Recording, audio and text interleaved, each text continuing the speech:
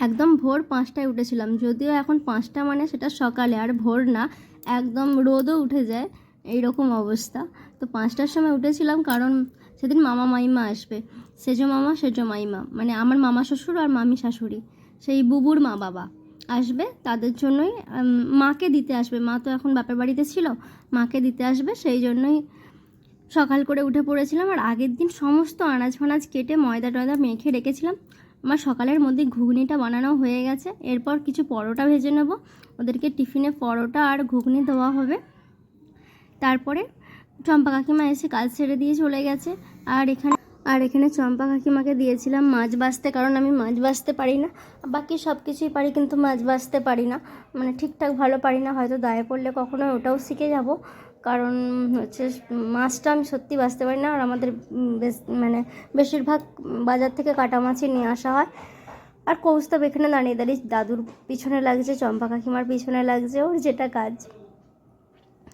আর এখানে বট চিংড়ি মাছ নিয়েছিল, সেগুলো নুন হলুদ মাখিয়ে রেখেছি। আলু পটল কেটে রেখেছি, পটল চিংড়ি হবে, শাক চচ্চড়ি হবে, মাছের ডিমের বড়ার টক হবে, আলু ভাজা, পটল ভাজা,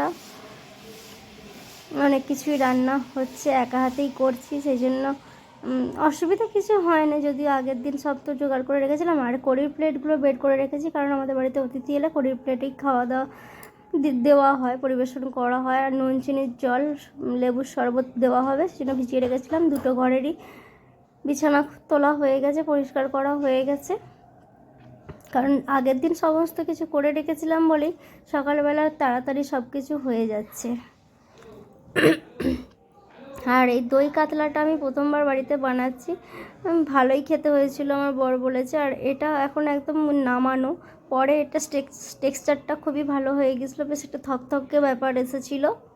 আর এখানে শাক চচ্চড়িটা মাছের মাথা দিয়ে হয়ে গেছে, মানে হয়েই এসেছে। আর প্রচণ্ড গরম ছিল,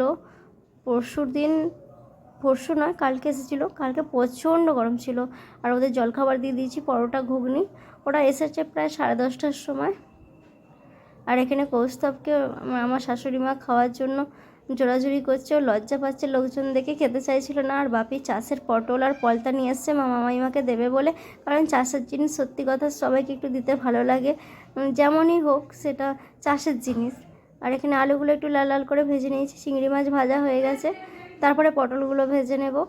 আর মাছের ডিমের টকটাও আমার বানানো হয়ে গেছে, সব রান্নাই কমপ্লিট। আলু ভাজা, পটল ভাজা, এখানে দই কাতলা, শাক চচ্চড়ি, সব রান্নাই কমপ্লিট। আর মা দই এনেছে, দইও দেওয়া হবে। লাঞ্চের টাইম হয়ে গেছে, সবাইকে খেতে দিয়ে দিয়েছি। আর আমার মামা মামিমার সঙ্গে মামা শ্বশুর মামি শাশুড়ির সাথে অরিত্র এসেছিল। অরিত্র হচ্ছে বুবুর ভাইপো, মানে আমার মামাটার দুটো ছেলে, এটা হচ্ছে বড় ছেলের ছেলে। অরিত্র এসেছিলো, দেখে খুব ভালো লাগলো, অরিত্রকে নিয়ে এসেছিলো। অরিত্রও ভীষণ খুশি হয়েছে, অরিত্র কৌস্তবের সাথে অনেক খেলাধুলা করছিল।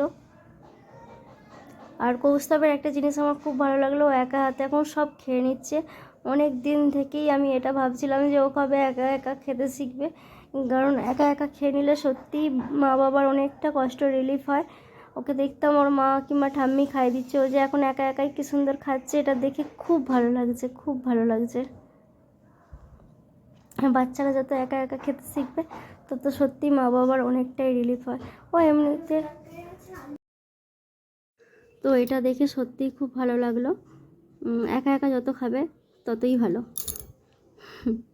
আর মাছ খেলে বাচ্চাদের অবশ্যই ছাড়িয়ে দেওয়া উচিত, কারণ ওরা সত্যি অত ভালো কাঁটা বাছতে পারে না। আর কৌস্তব দেখলাম সব কিছুই ভালোভাবে খেয়ে নিচ্ছে, ও আবার পটল ভাজা খেতে খুব ভালোবাসে, আমি আবার ওকে পটল ভাজা দিয়েছিলাম। তারপরে ড্রাইভার কাকু আর বাপিকে খেতে দিয়ে দিয়েছি, খেয়ে নিচ্ছে। তারপর মামা মাইমা সবাই বেরিয়ে পড়েছে। আর আমার বর ব্যাগটা গাড়িতে তুলে দিয়ে আসছে, ওতে কিছু চাষের পটল, পলতা, তারপরে আম পেড়ে দিয়েছিল, কয়েকটা আম ছিল। সময়ই হয়নি তোর সাথে তাহলে গল্প করতে একদিন চলে যাবো। হ্যাঁ, আবার আসবি তো? হ্যাঁ। আর ভালো লেগেছে বাপ্পা কাকাইদের বাড়ি?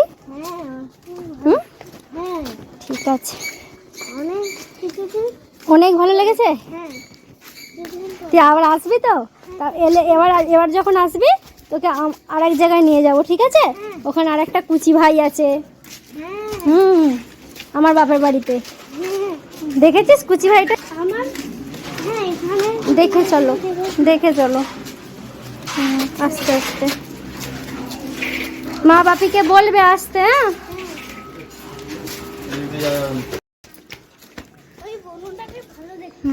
হ্যাঁ, এই যে এখানে আমাদের খামারে গাড়ি দাঁড়িয়ে আছে, মামা মাইমা ঋত্র আর বড়মাও এসেছে একটু দাঁড়াতে।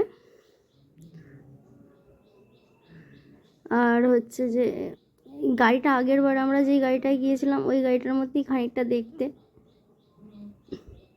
তো ওরা চলে যাচ্ছে, ওদেরকে আবার আসতে বললাম, অরিত্রকে আবার আসতে বললাম। তো আজকের এই ভিডিওটা কেমন লাগলো অবশ্যই কিন্তু কমেন্ট করে জানিও। ভালো লাগলে লাইক শেয়ার ও ফলো করে দিও, আর ইউটিউব চ্যানেলটাকে সাবস্ক্রাইব করে দিও। আজকের মতো এখানেই শেষ করছি। দেখা হবে আবার একটা নতুন ভিডিওর সাথে। টাটা।